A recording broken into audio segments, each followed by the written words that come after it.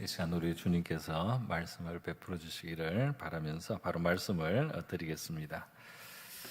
오늘 이 본문 말씀은 이제 홍수가 끝나고 노아가 나와서 하나님 앞에 이제 제사를 드리고 하나님께서 인간에게 먹을 것에 대해서 지금 말씀해 주시는 장면이라고 할 수 있겠습니다. 그래서 이제 생육하고 번성하고 땅에 충만하기 위해서 이제 생존해야 되고 발육해야 되니까 이제 먹을 것에 대해서 말씀을 하는데, 원래 하나님은 창세기 1장에 인간을 창조하신 다음에 사람의 먹을 것에 대해서 말씀하신 바가 그때 있었습니다. 무엇을 먹게 하셨느냐 하면 온 지면에 씨 맺는 모든 채소와 씨 가진 열매 맺는 모든 나무를 너희에게 주노니 너희의 먹을 거리가 되리라. 그래서 그냥 원래 인간은, 타락 전의 인간의 그 음식물은 채소와 과일이었어요. 그러니까 육식은 원래는 안 했습니다.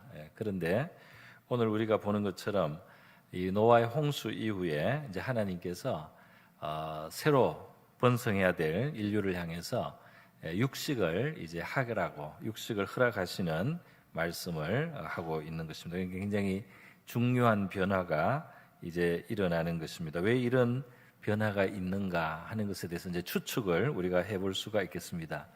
아마도 홍수를 계기로 해서 우리 인간이 살아가는 조건이 굉장히 크게 바뀌었다, 또는 인간의 상태가 굉장히 크게 바뀌었기 때문에 그전에는 채소와 과일만 먹고도 인간이 충분히 잘 살 수 있었는데, 이제 어떤 홍수 이후의 세계의 어떤 상태는 인간이 그런 채식만 해서는 살기에 좀 한계가 있는 그런 세계이기 때문에 하나님께서 이 육식을 이제 하도록 허락하시는 것이고, 이제 다만 그게 제약을 둬서 피채 먹지 말라는 이제 그런 말씀 조건을 붙여서 육식을 이제 허락하시는 거라고 하겠습니다. 어떤 변화가 있었길래 이렇게 먹는 것이 달라져야 되는가? 그 이제 추측을 할 뿐입니다. 예를 들면은 이 홍수 이후에 하나님께서 내일 나오겠지만 무지개를 이제 보여주시면서 언약의 증표로 삼으시는데요. 마치 홍수 전에는 무지개가 없었던 것처럼 그렇게 성경은 우리에게 보여주고 있습니다. 다시 말해서 홍수 전의 세계는 아마 이 대기 속에 무지개가 형성될 수 없는 어떤 다른 환경이었던 것 같고요. 지금은 그 이후로는 지금까지 우리가 무지개를 어떤 상황 조건 속에서 볼 수 있는 그런 대기 환경을 우리가 지금 가지고 있는 것입니다. 그리고 또 이 성경을 이렇게 좀 자세히 살펴보면 홍수 이전에 인간의 그 수한이, 인간의 이 나이가 수명이 굉장히 길었습니다. 그래서 거의 800세, 900세, 700세 이렇게 길게 살았는데, 홍수를 계기로 해서 인간의 수명이 굉장히 빨리 줄어드는 것을 볼 수가 있어요. 그래서 아브라함쯤 오면 100세 정도로 이렇게 내려오는 것을 볼 수가 있습니다. 그래서 이 홍수를 계기로 뭔가 인간의 수명에도 영향을 주는 환경적인 변화가 있었다, 우리가 이렇게 추측을 하고요. 특별히 창세기 6장 3절에 보면 아주 신비로운 구절이 하나 있습니다.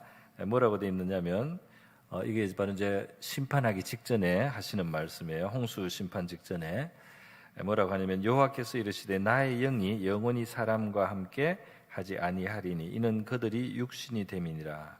그러나 그들의 날은 120년이 되리라 하시니라 그랬어요. 그래서 하나님의 신이 함께 있다가 마치 이제 인간이 너무 타락하고 죄가 많아지니까 하나님의 신이 철수하는 그런 일이 일어나는 것처럼 하나님이 말씀을 하고 있습니다.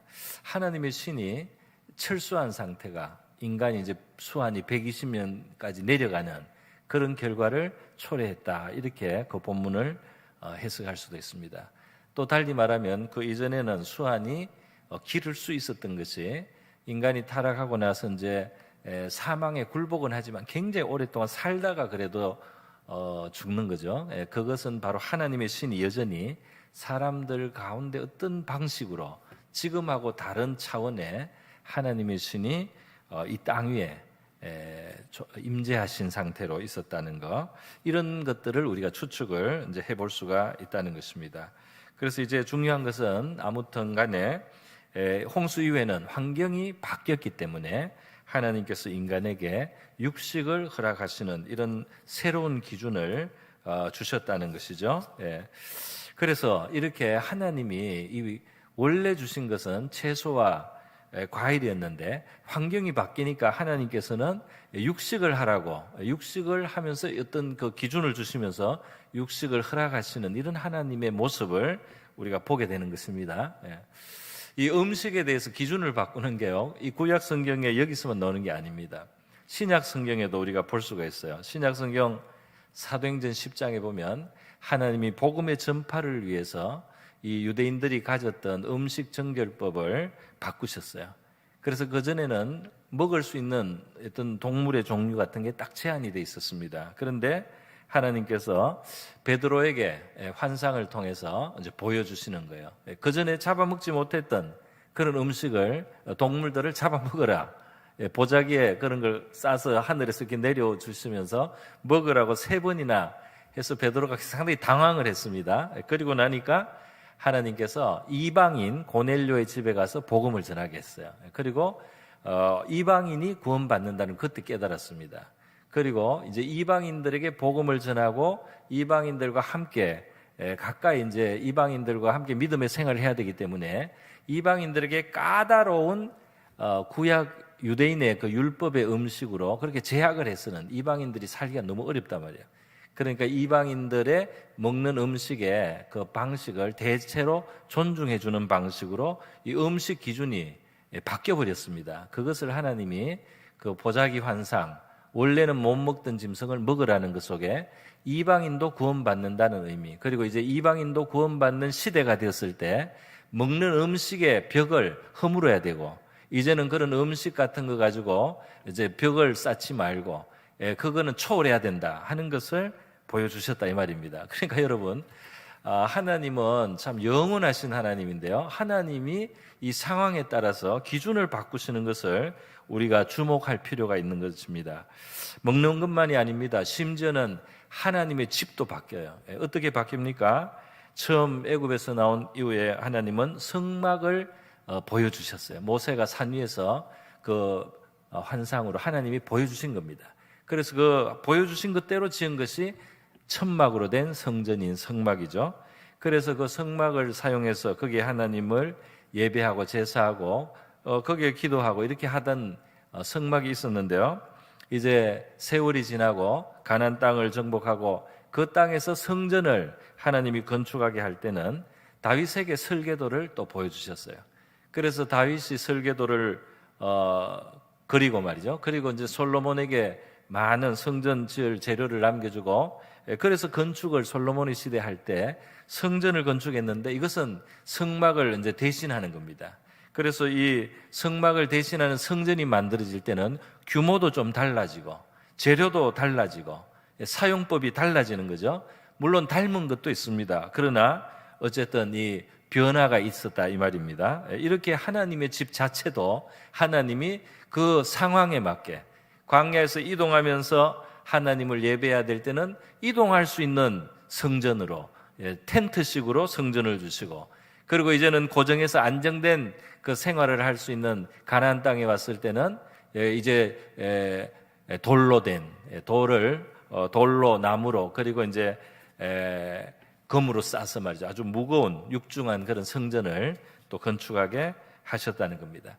그래서 여러분, 오늘 저는 이 말씀에 우리가 주목을 하면서 이 홍수 이후에 하나님이 변화된 환경에 따라서 새로운 기준들을 주시면서 더 적합하게 그 노아와 그 후손들이 인간이 살아갈 수 있는 길을 하나님이 가르쳐 주신다는 겁니다. 지금 우리가 코로나로 이 세상 사는 방식이 굉장히 영향을 많이 받고 변화가 되었습니다. 뭐 코로나가 끝난다는 이야기도 있고, 사람들은 결국은 뭐 완전히 끝나지는 않고 어떤 형태로 남지만은 그래도 대략 또 다르게 이제 회복하는 모습도 가질 것이다, 이렇게 여러 가지로 추측을 하고 있는데요, 중요한 것은 똑같이 돌아가지는 않습니다. 똑같을 수가 없어요. 이미 그동안도 많이 새로운 것들이 들어오고 세계는 앞으로 굴러가고 있습니다. 원래 굉장히 빠른 속도로 변화되는 세상이었어요. 그런데 코로나가 오고 더 그것이 가속화되고 더 달라진 것들이 있단 말이에요. 그러니까 그 이전대로 그대로 돌아가지는 않습니다. 뭔가 변화된 것들이 우리의 삶 속에는 굉장히 앞으로도 많이 있게 될 것을 우리가 예상할 수가 있습니다. 그래서 이렇게 변화되는 상황 속에서 하나님은 우리에게 새로운 어떤 유연하게 새로운 이 환경에 맞는 우리의 믿음의 삶에 대해서 하나님은 우리를 가르쳐 주시고 인도해 주실 수가 있다는 겁니다. 우리의 살아가는 이 삶의 지혜에 있어서도 하나님이 새로운 환경에 맞는 그런 지혜를 우리에게 주실 때 우리가 귀를 기울이고 마음을 열어서 하나님이 주시는 새로운 것들에 대해서 받아들일 수 있는 유연함과 융통성이 필요하다 이 말이죠. 그래서 이것은 개인의 삶뿐 아니라 어떤 사회도 그렇고요, 우리 신앙생활도 그렇고 새로운 환경, 새로운 어떤 조건이 갖춰졌으니 거기에 가장 맞는 새로운 것들이 나와야지 거기에서 존속도 할 수 있고 또 새롭게 발전도 할 수가 있습니다. 그런데 이제 늘 익숙한 것에만 고집하면은 이제 거기에 적응이 안 되는 겁니다. 그리고 이제 나중에는 도태가 될 수가 있습니다. 신앙도, 우리의 교회도 어떤 면에 있어서는 이 상황이 변화될 때 옷을 바꿔 입을 줄을 알아야 됩니다. 우리 성경에 보면은 다니엘과 그 세 친구가요, 바벨론에 이제 포로로 가서 살게 됐어요. 거기에서도 이제 하나님이 주시는 또 중요한 일들이 그들에게 있습니다. 그런데 바벨론에 간 그들은 신앙을 지켰습니다. 그들은 아주 순교할 정도의 신앙을 지켰어요. 순교 신앙을 가졌어요. 그럼에도 불구하고 그들은 이름을 바벨론식으로 바꾸는 것은 받아들였습니다. 그리고 그들의 의복도 바벨론식으로 입고요, 그들의 학문도 바벨론의 학문을 배웠어요. 그래서 그들이 새로운 처해 있는 환경에서 적응할 것은 적응을 하고, 그리고 지켜야 될 신앙은 목숨을 걸고 지키면서 하나님 앞에 쓰임을 받고 살았다 하는 것입니다.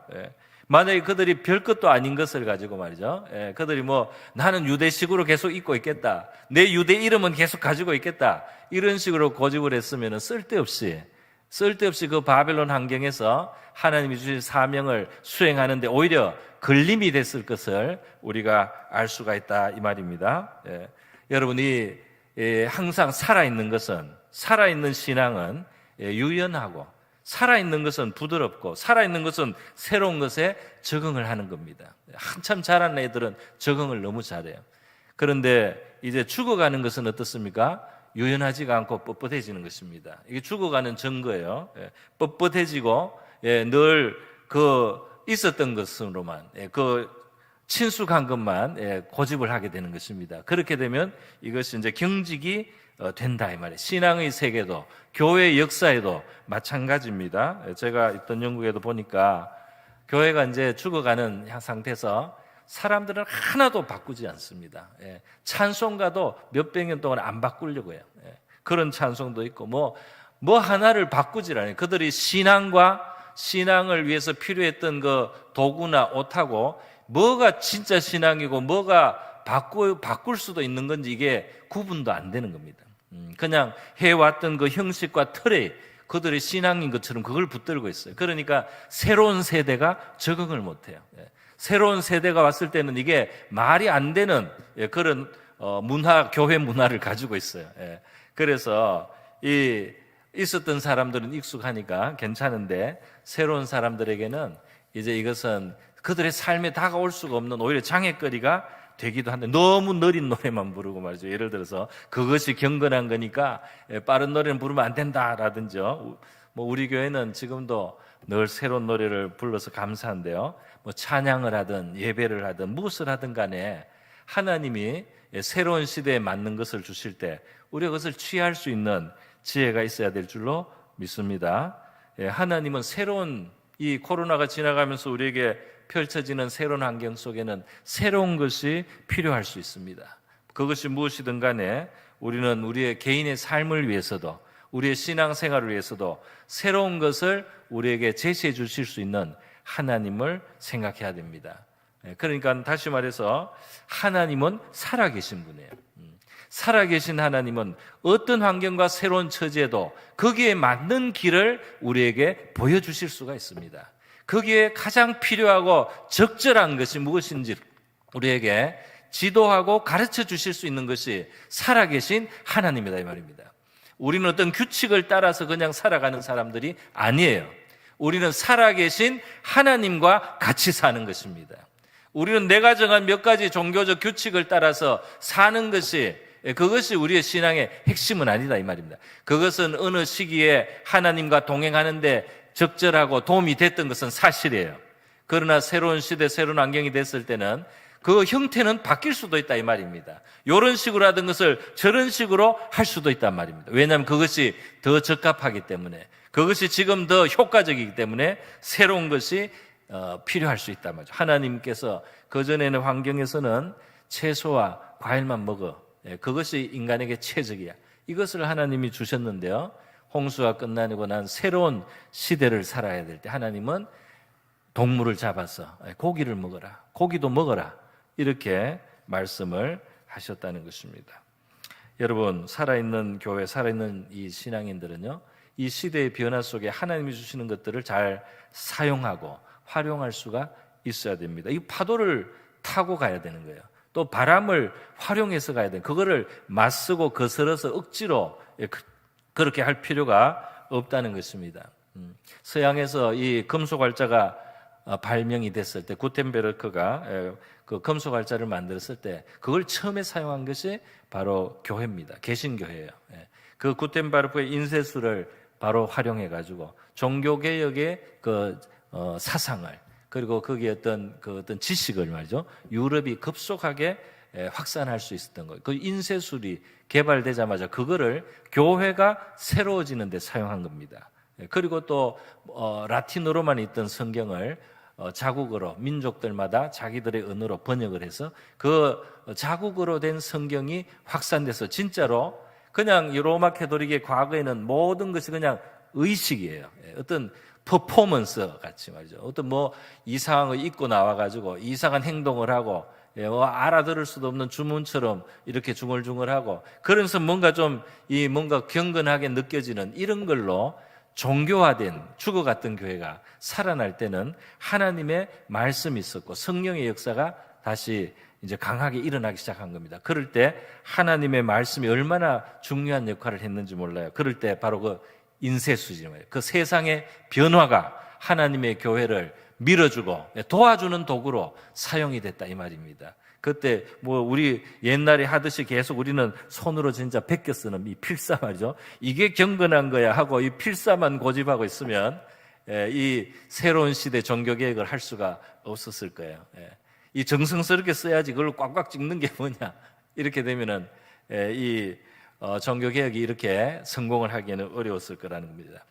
그러므로 여러분, 우리는 신앙의 본질은 항상 지켜야 되고, 그 신앙의 핵심은 항상 가져야 되지만 우리의 삶의 도구와 우리의 삶의 형식에 있어서는 하나님이 주시는 새로운 길, 새로운 기준, 새로운 모습을 우리가 항상 수용할 수 있는 그런 마음이 있어야 할 줄로 믿습니다. 여러분, 우리는 내 식으로 하나님을 섬기는 것이 아니고 하나님이 인도하는 대로 따라가는 겁니다. 우리는 내가 정해놓은 어떤 내 방식으로 하나님을 믿는 게 아니에요.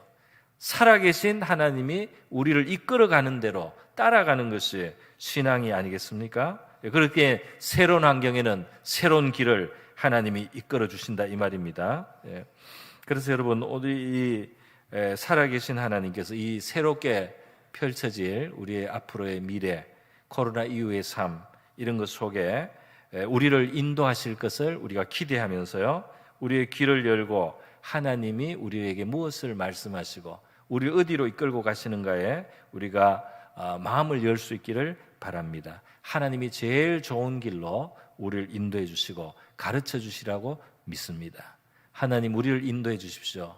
우리 창조주 하나님은, 살아계신 하나님은 늘 새로운 길로, 그전에는 생각하지 못했던 그런 것들을 열어가시고 만들어 가실 수 있는 하나님이다. 우리의 삶 속에도 그렇게 우리가 마음을 열 때 하나님의 역사가 계속해서 풍성하게 일어나게 될 줄로 믿습니다.